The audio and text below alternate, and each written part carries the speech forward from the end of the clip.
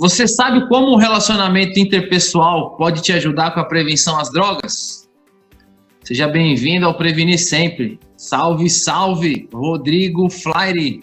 Olá, amigos da prevenção, Claudemir dos Santos. Olá, amigos. Prazer tê-los aqui.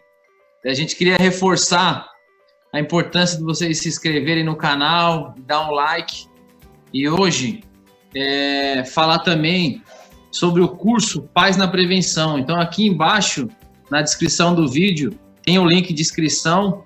É um curso muito interessante para você que é pai, para você que cuida e se relaciona com alguma criança e adolescente, para você que trabalha diretamente com criança e adolescente.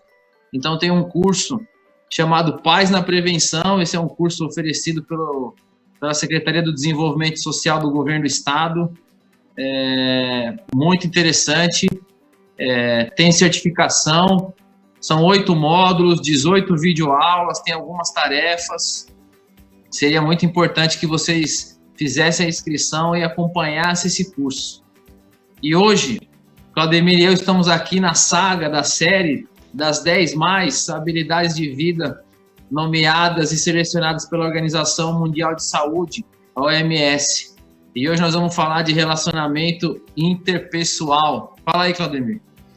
Então, quando a gente pensa em relacionamento interpessoal, é relacionamento com o outro, né? A gente falou um pouquinho sobre autoconhecimento, e autoconhecimento tem tudo a ver com relacionamento consigo mesmo, né? É a gente poder conhecer melhor nosso mundo interior. E relacionamento interpessoal é o relacionamento com o outro. Então, isso tem tudo a ver com prevenção, justamente porque quando a gente consegue ter bons relacionamentos, a gente consegue ter sucesso em muitos aspectos da nossa vida, na nossa vida amorosa, familiar, no trabalho, nos nossos empreendimentos. A gente consegue muito mais resultados quando a gente consegue o apoio de outras pessoas, né? Quando a gente consegue o suporte de outras pessoas. Muito comum as pessoas acabarem usando drogas porque se sentem solitárias, porque não conseguem ter um bom relacionamento amoroso ou familiar. Então, tem tudo a ver com prevenção às drogas. De outros comportamentos de risco também. Eu acho que tem uma palavra que talvez fosse importante a gente trazer aqui, que é resiliência, né? Então, a resiliência é a capacidade de absorver o impacto e retornar àquele estado de origem. Então, como esses relacionamentos e essa rede de apoio são importantíssimas para esses momentos de dificuldade, né? A gente pode fazer um paralelo a isso, ao impacto, né? Resiliência é uma matéria que vem da engenharia dos materiais. Então, são os estudos que falam sobre a capacidade de absorção de impacto do material e para ele voltar naquele estado antigo.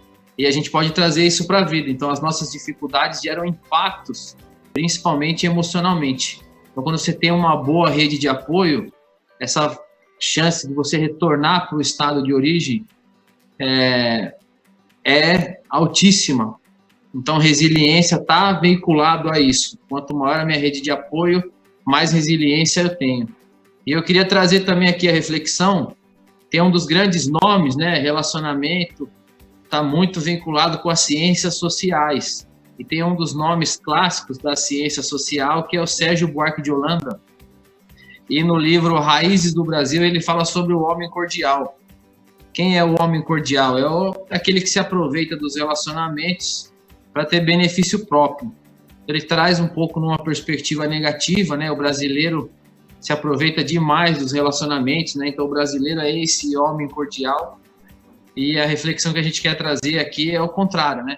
Então, como é que essa rede de apoio, não numa perspectiva interesseira, né? Mas como ela é importante para o seu desenvolvimento, né? É interessante você colocar isso aí, porque eu lembrei da questão que a gente falou sobre o QI, né? Que é o coeficiente de inteligência. E aí eu lembrei de uma outra expressão que a gente costuma ouvir muito no mercado de trabalho quando você está buscando emprego, né? Você tem um bom QI, ou seja, o que indica, né? Então, isso. Isso tem tudo a ver com o relacionamento, né? Você tem um relacionamento com alguém importante dentro da empresa ou com alguém influente, você tem aquele QI que vai te indicar, que vai fazer toda a diferença num processo seletivo. Às vezes você nem tem as competências profissionais como outra pessoa tem, mas porque você tem aquele QI, né? O relacionamento interpessoal, você acaba levando vantagem no processo.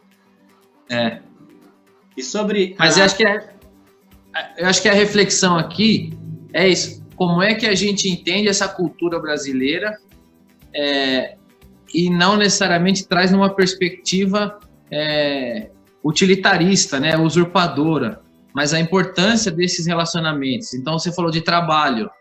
No ambiente profissional é importantíssimo você conseguir se relacionar. No ambiente acadêmico, no ambiente familiar.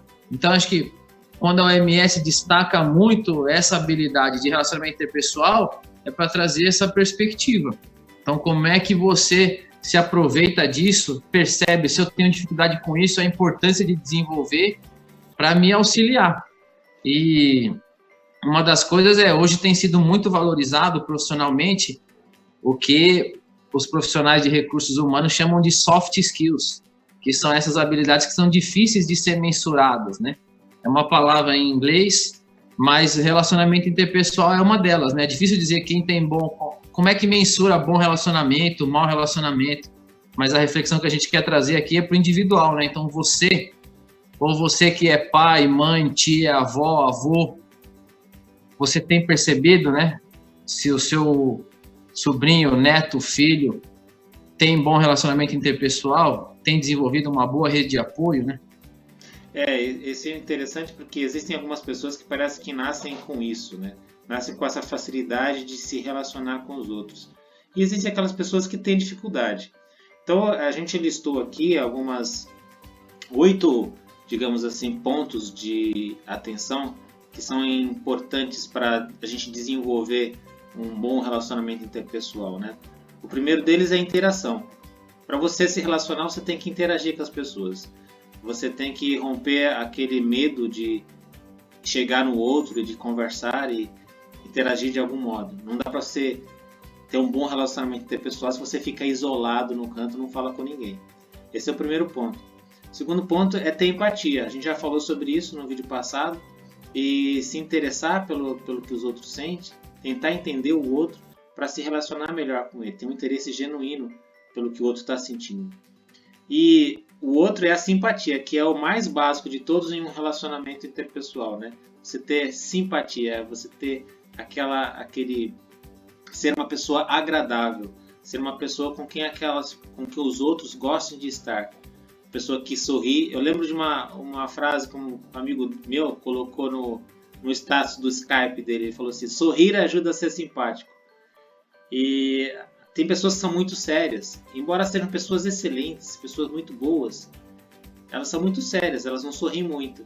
Então os outros acabam colocando uma imagem negativa daquela pessoa, porque ela não ri ou não sorri. Então, sorrir ajuda a ser simpático, ajuda a abrir portas, né?